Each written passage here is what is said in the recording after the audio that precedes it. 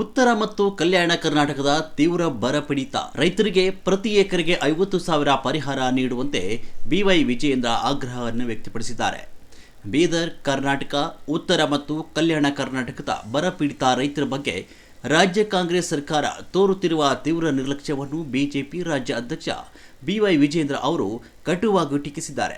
ಬೀದರ್, ಗುಲ್ಬರ್ಗಾ, ಕಲಬುರಗಿ ಮತ್ತು ಯಾದಗಿರಿ ಜಿಲ್ಲೆಗಳಲ್ಲಿ ಕೇವಲ 12% ಮಳೆಯಾಗಿದ್ದು ಪರಿಸ್ಥಿತಿ ತೀರಾ ಹದಗೆಟ್ಟಿದೆ ಅಂತ ಒತ್ತಿ ಹೇಳಿದ ವಿಜೇಂದ್ರ ಅವರು ಕೃಷಿ ವಲಯಕ್ಕೆ ತಕ್ಷಣವೇ ಆರ್ಥಿಕ ನೆರವು ನೀಡಬೇಕು ಅಂತ ಆಗ್ರಹಿಸಿದರು. ಗುಲ್ಬರ್ಗಾ, ಯಾದಗಿರಿ ಜಿಲ್ಲೆಗಳಿರ್ಬೋದು, 12% ಅಷ್ಟು ಮಳೆ ಆಗಿರುವಂಥದ್ದು. ಈ ಭಾಗದಲ್ಲೇ 30 ಲಕ್ಷಕ್ಕೂ ಹೆಚ್ಚು ಹೆಕ್ಟೇರ್ಗಳಲ್ಲಿ ಇವತ್ತು ಬಿತ್ತನೆ ಆಗದೇ ರೈತರು ಪರದಾಡ್ತಾ ಇದ್ದಾರೆ. ಮಳೆಯ ಅಭಾವದಿಂದ ತೊಗರಿ, ಸೂರ್ಯಪಾನ ಇರ್ಬೋದು, ಹತ್ತಿ ಇರ್ಬೋದು, ಬಿತ್ತನೆ ಆಗದೇ ಇವತ್ತು ರೈತರು ಸಂಕಷ್ಟದಲ್ಲಿದ್ದಾರೆ. ಮಾನ್ಯ ಮುಖ್ಯಮಂತ್ರಿಗಳು ಮೊನ್ನೆ ದಿನ ಬಸವ ಕಲ್ಯಾಣಕ್ಕೂ ಕೂಡ ಭೇಟಿಯನ್ನು ನೀಡಿದರು. ಫೋಟೋ ಶೂಟ್ ಮಾಡಿಸ್ಕೊಂಡು ಹೋಗಿದ್ದಾರೆ. ನಾನು ರಾಜ್ಯದ ಮುಖ್ಯಮಂತ್ರಿಗಳಲ್ಲಿ ವಿನಂತಿ ಮಾಡ್ತೇನೆ, ವಿಶೇಷವಾಗಿ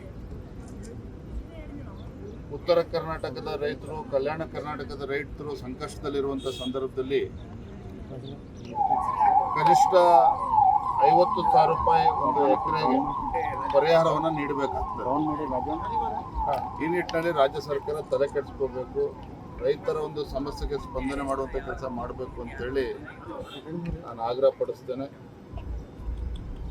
ಮೊನ್ನೆ ಬಸವ ಕಲ್ಯಾಣ ಕೂಡ ಭೇಟಿಯನ್ನು ನೀಡಿದಾಗ ಉಳಿದಿರ್ತಕ್ಕಂಥ ಹಣವನ್ನು ಬಿಡುಗಡೆ ಮಾಡ್ತೇನೆ, ಬಸವ ಕಲ್ಯಾಣದ ಅಭಿವೃದ್ಧಿ ದೃಷ್ಟಿಯಿಂದ ಅಂತ ಹೇಳಿದ್ದಾರೆ. ಅನುಭವ ಮಂಟಪಕ್ಕೆ ತಮ್ಮೆಲ್ಲರೂ ಕೂಡ ನೆನಪಿದೆ, ಹಿಂದೆ ಭಾಜಪ ಸರ್ಕಾರ ಇದ್ದಾಗ ಸನ್ಮಾನ್ಯ BS ಯಡಿಯೂರಪ್ಪನವರು ಬಹಳ ಮುತುವರ್ಜಿ ವಹಿಸಿ 100 ಕೋಟಿ ರೂಪಾಯಿಗಳನ್ನು ತತ್ಕ್ಷಣ ಬಿಡುಗಡೆ ಮಾಡಿ, 200 ಕೋಟಿ ರೂಪಾಯಿಗಳನ್ನು ತತ್ಕ್ಷಣ ಬಿಡುಗಡೆ ಮಾಡಿ ಸುಮಾರು 500 ಕೋಟಿ ರೂಪಾಯಿಯಷ್ಟು ಪ್ರಾಜೆಕ್ಟ್ ಆಗಿರುವಂಥದ್ದು. ಆದರೆ ಯಾಕೋ ಏನೋ ಕಳೆದ 3 ವರ್ಷದಲ್ಲಿ ರಾಜ್ಯದ ಕಾಂಗ್ರೆಸ್ ಸರ್ಕಾರ ಇದ್ರ ಬಗ್ಗೆ ತಲೆ ಕೆಡಿಸಿಕೊಳ್ಳಿಲ್ಲ.